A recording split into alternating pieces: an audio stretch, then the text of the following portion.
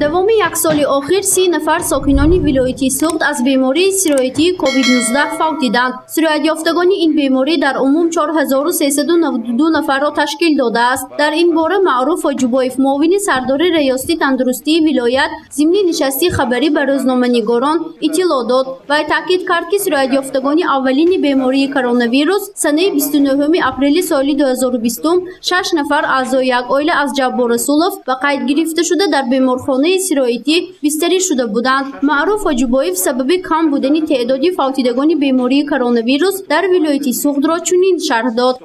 وقتی که کووید صورت می‌یابد وابسته از ارگانیسم شما و ویروس ویروس ارگانیسم مسئولیت شما و در مدت 3 روز یا 4 روز مرهم شده و علاقه صورت یافته کووید نیست و اوریزه‌های بیماری علاقه. خبرنگاران از مسئولین ریاستی تندرستی عایدی فوت 13 نفر طبیبان در سال گذشته 2020 پرسان شدند. معروف حاجی‌بایف در پاسخ به این مسئله گفت که بین طبیبان در دوره پاندمی سرایت یافتگان بیماری کرونا ویروس بودند، اما همه آنها تبابت گرفته صحت شدند و فوت از این بیماری بین طبیبان و قید گرفته نشده است. تاکید کرده شد که فوت طبیبان از بیماری کووید 19 نبوده، بلکه پس از گرفتاری به این بیماری از آریزه‌های آن می باشد. بین طبیبان صورت یافته بودند، همه آنها مراجعه گرفتند، همشون مراجعه شدند. از صورت یافتگان کووید از طبیبان از اوریزه هاش ممکن که از کووید فوت مقایسه شده است.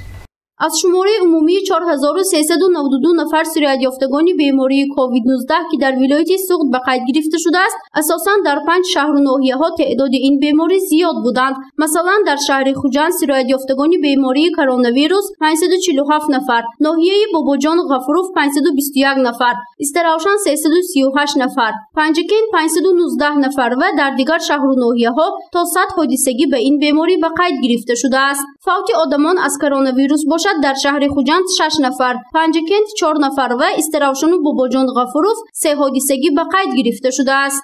مسئله دیگری که در نشست خبری ریاستی تندرستی مورد بررسی قرار گرفت، این از وظیفه سرکشی نمودن دکتران در دوره پاندمی بود. معاون سردار ریاستی تندرستی معروف حاجی‌بایف عایدی این موضوع به ژورنالیستان اطلاع داده این گفته‌ها را بی اساس نامید و تاکید کرد که تنها آن طبیبانی که در سن نفقه قرار داشتند و آن دکترانی که بیماری‌های همردیف فشار بلندی، بیماری‌های مزمن غیر سرایتی داشتند با خواهش خود یک مدت از وظیفه دست کشیدند.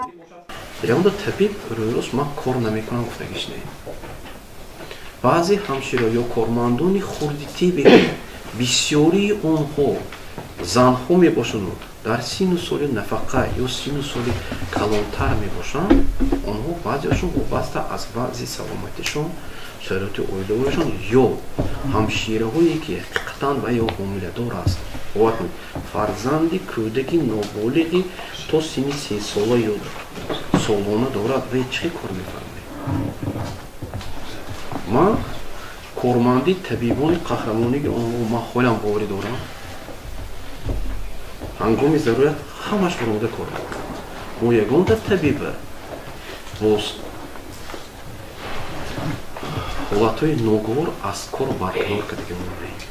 در نشست خبری برد و باخت ریاستی تندرستی ولایت سوخت مورد بحث قرار گرفت. گرفتاران بیماری التهاب شش و فوت از این بیماری در سال 2020، حادثه های فوت مادران هنگام تولد و غیره از مسئله های مهم دیگری نشستی خبری بود که در نشرهای من بعد پیگیری خواهیم کرد.